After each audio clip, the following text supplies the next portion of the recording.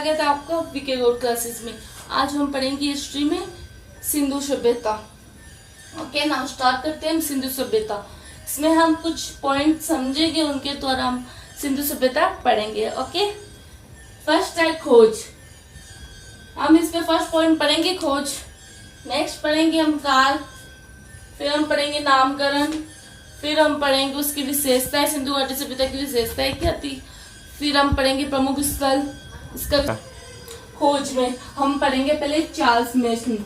Charles mason ये एक अंग्रेज व्यक्ति था जो पाकिस्तान यानी पाकिस्तान में घूमने गया था। ये वहां पे हड़प्पा की इसने किसकी हड़प्पा सभ्यता की इसने बेसिक जानकारी नरेटिव ऑफ जर्नी में लिखी थी। वहां पे घूमने के हिसाब से गया था, जहाँ पे इसे लगा कि हाँ यहाँ पे कुछ कोई सभ्यता विकसित हुई होगी, तो इसने अपनी नरेटिव ऑफ जर्नी में हड़प्पा नामक सभ्यता की बेसिक जानकारियां लिखी थी। ये घटना थी 1826 की, परंतु इन्हें कुछ खास सफलताएं नहीं मिली।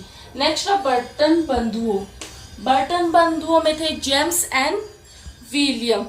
ये दो इंजीनियर थे, ये दो भाई थे जो इंजीनियर थे। इन्हें काम मिला था कराची से लाहौर तक रेलवे लाइन बिछाने का।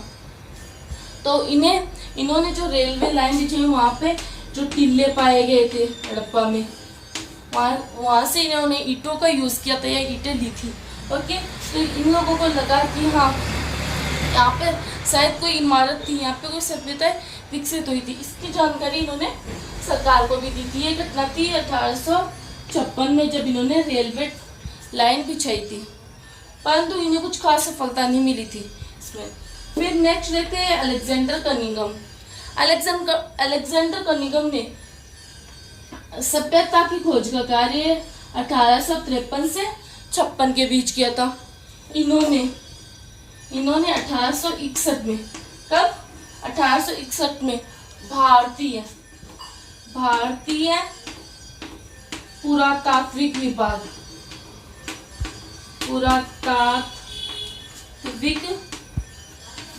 की स्थापना की थी।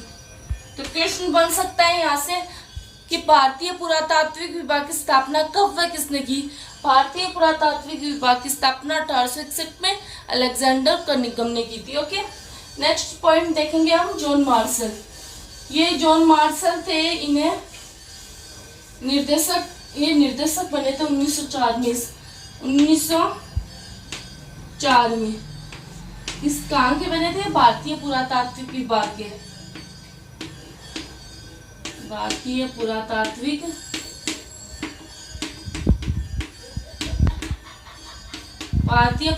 विभाग के जॉन मार्शल 1904 में निर्देशक बने थे या डायरेक्टर। ओके, और इन्हीं के निर्देशन में इस सभ्यता के खोज कार्य शुरू हुआ।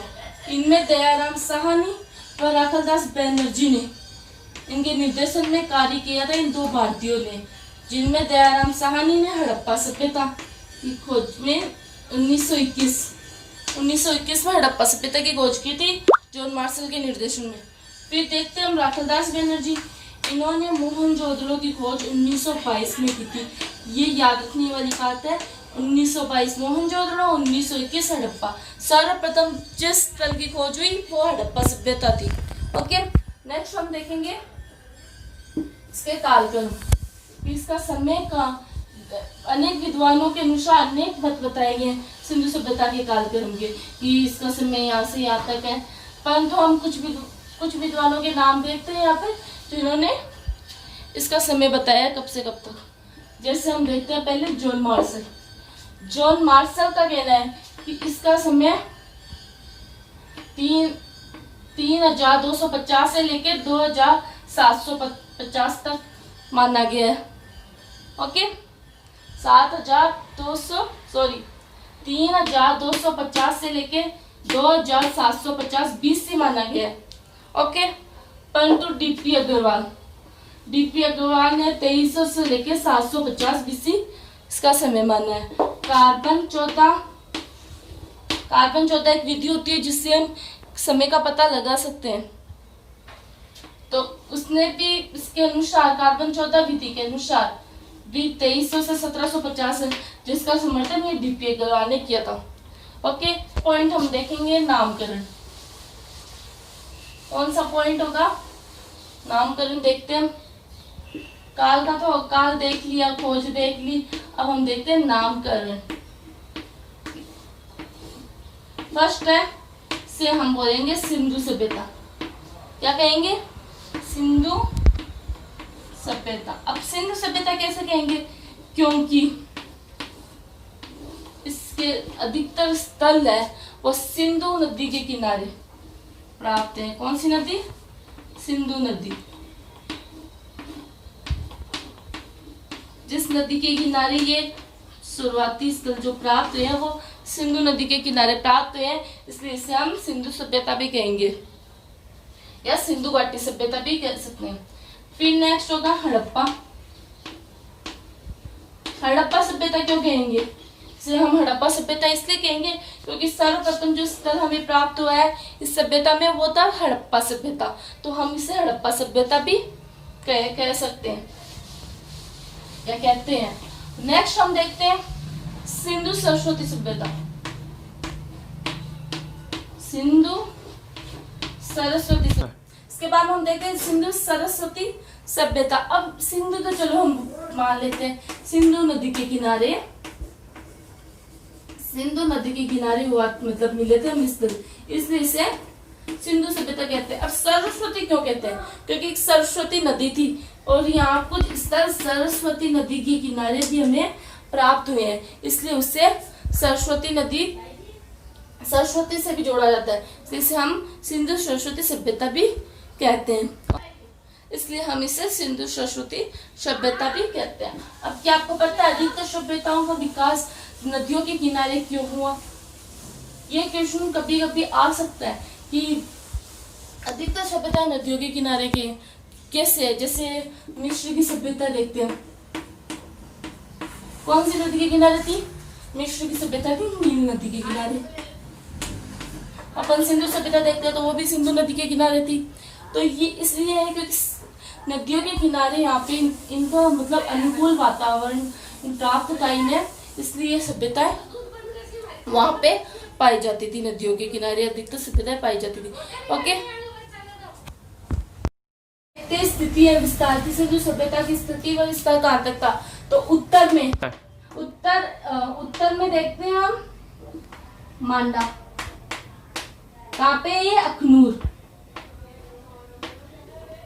अखनूर में उत्तर में इसका विस्तार है मांडा तक, अखनूर। ओके, JN के। तो दक्षिण में कहाँ तक होगा? देमाबाद। ये देमाबाद है महाराष्ट्र में, क्या है? महाराष्ट्र। देमाबाद है अहमदनगर, अहमदनगर महाराष्ट्र। ठीक है, तो उत्तर में मांडा, दक्षिण में देमाबाद। तो इनकी दूरी कितनी होगी? कहाँ तक फैली हुई है? 1400 किलोमीटर तक इनका विस्तार है। उत्तर में मांडा, दक्षिण में देमाबाद। तो पूर्व में देखते हैं हम आलमगीरपुर। यह है मेरठ में। कहाँ है? मेरठ, यूपी। ओके, तो इसका विस्तार पूर्व में आलमगीरपुर, मेरठ, यूपी में। और यहाँ पे पश्चिम में देखते हैं, पश्चिम में है सुक्का गेंडोर।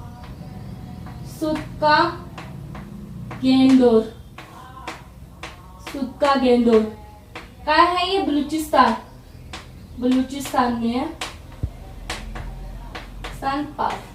वर्तमान में पाकिस्तान। तो अब पूर्व से पश्चिम की दूरी होगी 1600 किलोमीटर तक सिंधु सभ्यता फैली हुई थी। तो उत्तर में मांडा, दक्षिण में देमाबाद, पूर्व में आलमगीरपुर, तो पश्चिम में सुक्का गेंडोर। ओके, अब नेक्स्ट देखते हैं हम। ओके, अफगान, इसकी अब प्रमुख स्थल पढ़ेंगे हम। कहाँ पे? कितने स्थान हमें प्राप्त हुए? प्रमुख स्थल। प्रमुख स्थल में फर्स्ट है अफगानिस्तान। अफगानिस्तान में हमें 2 प्राप्त हुए हैं। कितने स्थल प्राप्त हुए हैं? 2 स्थल, याद रखना। अफगान में हमें 2 स्थल प्राप्त हुए हैं, सोर्टकोई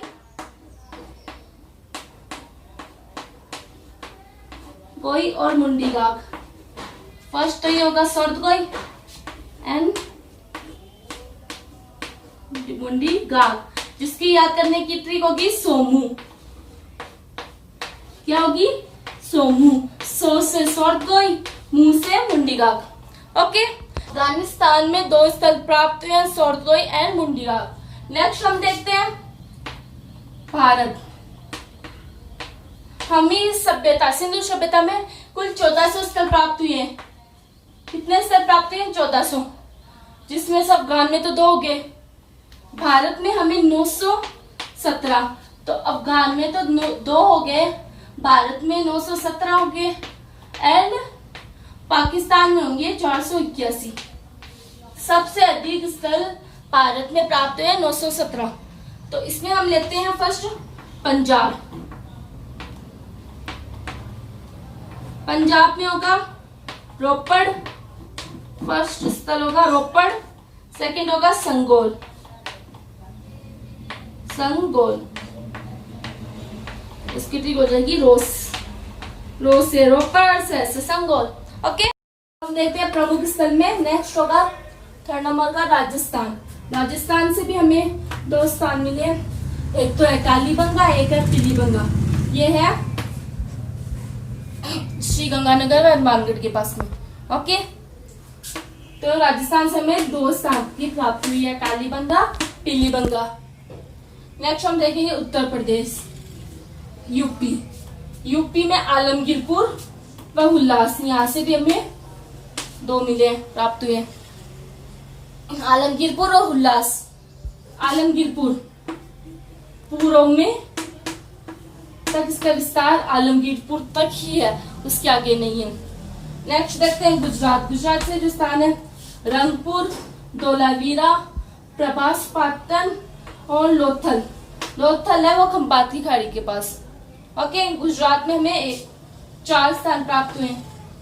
नेक्स्ट देखते हैं हम महाराष्ट्र। महाराष्ट्र में दहमाबाद, इसका विस्तार देखते हैं तब उत्तर से दक्षिण में। तो दक्षिण में जहां तक विस्तार है वो इसका है दहमाबाद तक ही, उसके आगे नहीं है। दहमाबाद में आता है। नेक्स्ट देखेंगे पाकिस्तान। भारत में कितने स्थल प्राप्त है? 917 भारत के प्राप्त हुए हमें स्थल। ठीक है, उसके बाद में नेक्स्ट होगा पाकिस्तान होगा। यहाँ से हमें 481 स्थल प्राप्त हुए। कितने? 481। और अफगानिस्तान में प्राप्त अफगानिस्तान से। ठीक है, 917 कहां से हुए हैं? भारत।